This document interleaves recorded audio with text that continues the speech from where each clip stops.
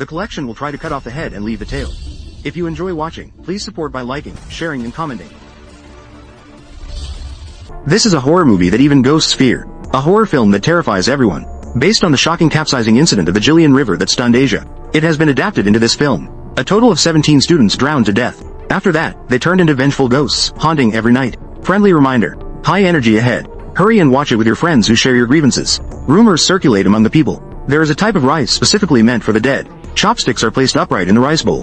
This is colloquially known as upside-down rice. And the owner of this inn, Langia, every night when it's quiet and deep into the night, she places a bowl of this rice in the corner, as if to appease the souls of the deceased. However, a guest named Xiao Mei is unaware of the reasons behind it. She innocently thinks this is dinner the owner prepared for her, so she eats it all up. At the same time, because she ate this bowl of rice, strange events begin to occur one after another in her life. Sure enough, Xiao Mei just finished her meal and was getting ready to rest. A faint cry suddenly entered her ears. It seemed to echo around her. Xiao Mei was puzzled upon hearing this. She thought to herself, it's so late. Who could be crying at this hour? For this reason, she opened the door and went out to the hallway to check. But she couldn't find the source of the sound no matter how hard she looked. Just when she was at a loss, a terrifying ghostly figure suddenly emerged from the corner.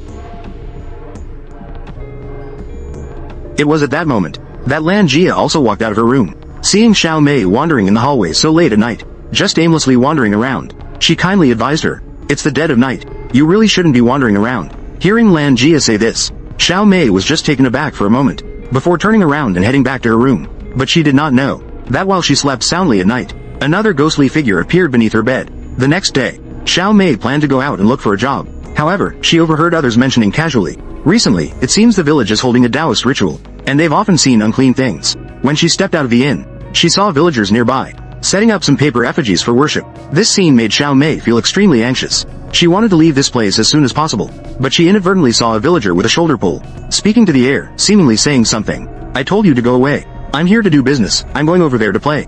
Go away. What's even stranger is, when Xiao Mei was looking for a job, as soon as they learned she was the old man's daughter, they all turned her away. Even the originally friendly Langia became extremely irritable overnight. It turns out that just last night, before Xiao Mei went to sleep, Langia accidentally discovered a photo of her. This made Langia gasp in shock. Who is this? My parents. In Langia's terrified gaze, it seemed to hide some unknown secrets. She hurriedly ran out of the room. It wasn't long before she was out of breath, but immediately after, Langia discovered in horror that the upside-down rice she had placed on the stool had already been eaten clean by Xiao Mei, and it was starting from that night that Langia's attitude changed 180 degrees. She directly knocked on Xiao Mei's door, telling her to go back from where she came. But Xiao Mei replied that her mother had died 10 years ago, and her father passed away last week. She had nowhere to go now, and could only find a job nearby for the time being. It was also at this moment that she encountered the old man talking to the air. Seeing this scene, Xiao Mei couldn't help but feel curious, and quietly followed him, eventually arriving at his home. But what she saw next would leave her with lifelong memories. Xiao Mei was so scared that she hurriedly ran away, but that shadowy figure continued to swirl in her mind. This scene was just too thrilling. She really wanted to drive to the site to take a look.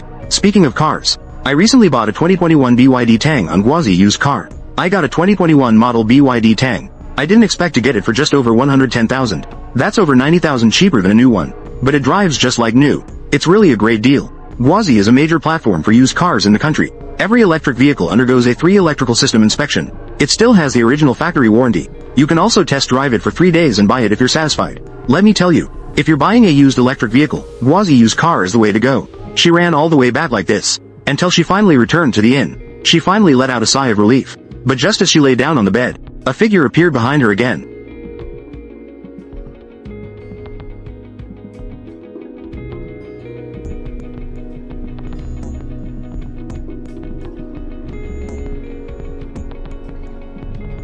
Xiao Mei, in a panic, wanted to run outside. At that moment, Langia walked in. She learned that the woman in bed was just Langia's mentally ill daughter. Only then did she let her guard down.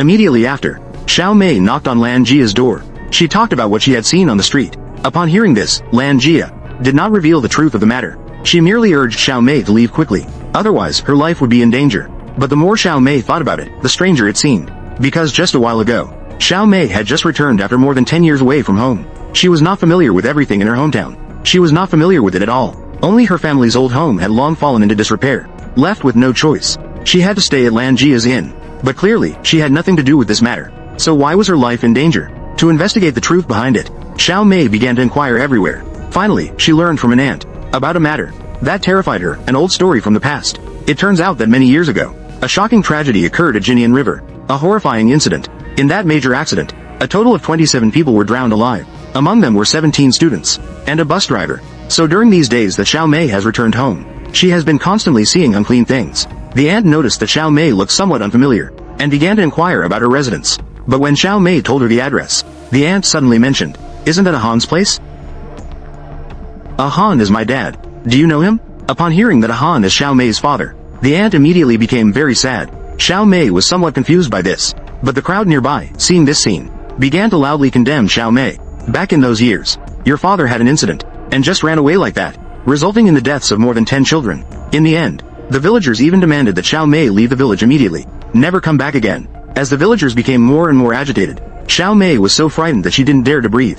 She hurried back to the inn, and asked Lan Jia what exactly her father had done back then, so that after his death, he was still subjected to the villagers' verbal condemnation. After hearing this, Lan Jia had no choice but to reveal the whole truth to Xiao Mei. It turned out that during the shipwreck incident, faced with 17 students in a dire situation inside the bus, Xiao Mei's father just stood by and did nothing. He abandoned the bus and escaped alone. Let those 17 students drown in the river. After hearing this, Xiao Mei couldn't believe it for a long time. She gazed at her father's photo, unknowingly fell into a deep sleep. But when she woke up again, she found that there were water stains all around her, just as Xiao Mei was puzzled. Xiao Mei was so scared that she immediately ran out of the inn. As a result, the sound of a child crying echoed in her ears again. It made her head feel like it was about to explode. But 2.5 minutes later, the crying inexplicably disappeared again. In its place, there was a deathly silence all around. At this moment, Xiao Mei vaguely sensed that something had appeared behind her. It seemed like something had appeared. She cautiously turned to look back. To her shock, she saw an incredibly terrifying scene. Immediately after, a paper airplane flew over her head in an instant. Xiao Mei instinctively looked back. She saw 3 soaking wet children, continuously throwing paper airplanes at her, and to her right, 3 more children appeared, leisurely playing games not far away. Suddenly seeing 9 ghosts, Xiao Mei's mental state completely collapsed in an instant. She endured a severe headache at the same time. She hurriedly ran towards the river, not knowing where to go. Then, she poured out all her emotions inside. She completely vented here. But just as she finished shouting, a little boy suddenly appeared by the river. Xiao Mei had not yet recovered from her panic. She heard a low, deep ringing sound enter her ears. Anxiously, she looked towards the river. She saw 4 grinning ghosts wearing hats. They were slowly approaching through the thick fog, and standing on the boat were the very students who had drowned to death. They sang an enchanting song that drew Xiao Mei step by step towards the river. Fortunately, at this critical moment, Wei, her childhood friend, arrived just in time with a reporter. Only then did Xiao Mei manage to save her own life. But when she had already concluded that her father was the murderer of the children, the reporter was actually involved in that accident. Some clues have been uncovered, and he came to Xiao Mei's village because of this incident. That's why he arrived in Xiao Mei's village. In addition, he promised Xiao Mei that he would soon uncover the truth. He would clear her father's name. After several visits and investigations, the reporter approached an old man. This person was the only eyewitness of the Jilian River sinking accident. He was the only one who witnessed the whole event. He told the reporter that Xiao Mei's father did not simply stand by and ignore those students. He just couldn't save so many people. He could only save as many as he was able to. He managed to rescue one woman who was traveling with the bus. But the reporter would never have thought that the woman the old man spoke of was Lan Jia, who had been working at the inn. It was also because of this incident that Xiao Mei's father had continued to bear the blame. But why did Lan Jia, knowing the truth, refuse to help a Han clear his name? Instead, she shifted the blame for the incident. Did she push her life-saving benefactor down? Xiao Mei speculated. There must be a bigger secret hidden behind this. Then, to uncover the truth of the matter, the reporter approached Lan Jia. He asked her what had happened back then. But faced with the reporter's questions, Lan Jia seemed guilty, like a thief caught in the act, repeatedly avoiding the questions. Then, she limped away quickly. Seeing that Lan Jia was unwilling to reveal the truth, the reporter informed the villagers and Xiao Mei about this. He urged them to persuade Lan Jia.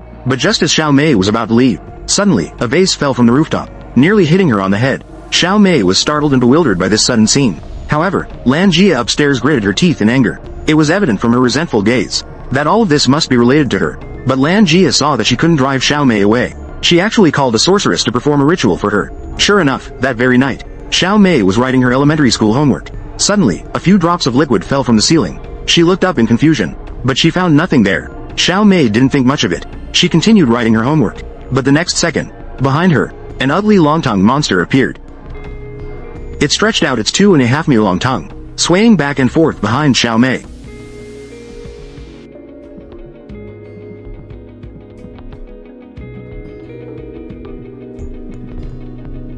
After Xiao Mei woke up from her dream, she inadvertently discovered some footprints on the floor. She followed the footprints as she kept walking forward, but the next second,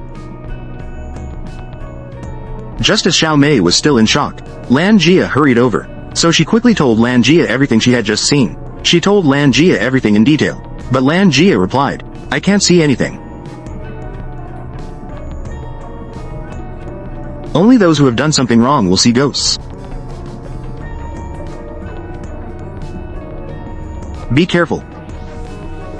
You are being haunted by them.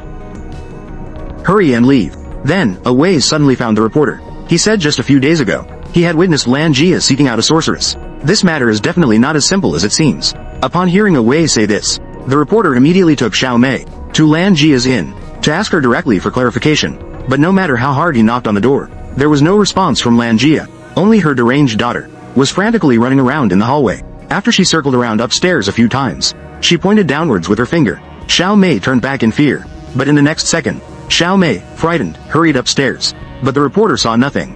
He followed Xiao Mei to the second floor. However, at that moment, he accidentally overheard a girl nearby talking about how Lan Jia killed.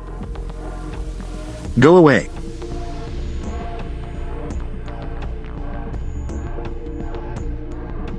She said, "Lan Jia killed us. What does it mean?" Lan Jia was immediately enraged upon hearing this. She rushed over and pushed the reporter aside. As a result, her bag fell to the ground. Inside it were the paper school uniforms she used for the memorial. The paper school uniforms of the 17 students. Looking at the scene before her, Xiao Mei was instantly frightened and panicked. She ran out in a panic without thinking. Fortunately, the reporter comforted her in time. Only then did her emotions finally stabilize. Meanwhile, Lan Jia's daughter was suddenly pulled tightly by a mysterious force. It dragged her all the way to the rooftop, and there were the ghosts of the deceased students. It turned out that, in the shipwreck accident years ago, the students actually had a chance to escape. But because they called Lan Jia a one-eyed dragon, Lan Jia held a grudge against them for this. She locked all of those students inside the car. Soon after, a disaster occurred and the bus crashed. All 17 students on board drowned without exception in the river. Although Lan Jia miraculously survived the accident, every night afterward, she endured torment from vengeful spirits. Now, seeing that the truth was about to be revealed, she could no longer bear it. She jumped off the rooftop and died on the spot. However, after Lan Jia faced the consequences, Xiao Mei still did not learn the truth of the matter. The reporter probably also had his head stuck in a door, taking too long to tell her the truth. She carried guilt and remorse like this, and struggled through 17 years. In those 17 years, she kept giving birth, conceiving and then giving birth again, all to repay her father's sins from that year, until she had given birth to 17 children. Only then did she bring these children, and slowly walk towards the bridge over the Jilian River. At that moment, her gaze was incredibly firm. Then she picked up the child in her arms. She was about to throw him into the river. Fortunately, Wei appeared just in time. He revealed the whole truth about that year. Only then did it resolve her inner turmoil. Alright, that's all for today's story. Subscribe to the channel to continue watching. See you next time.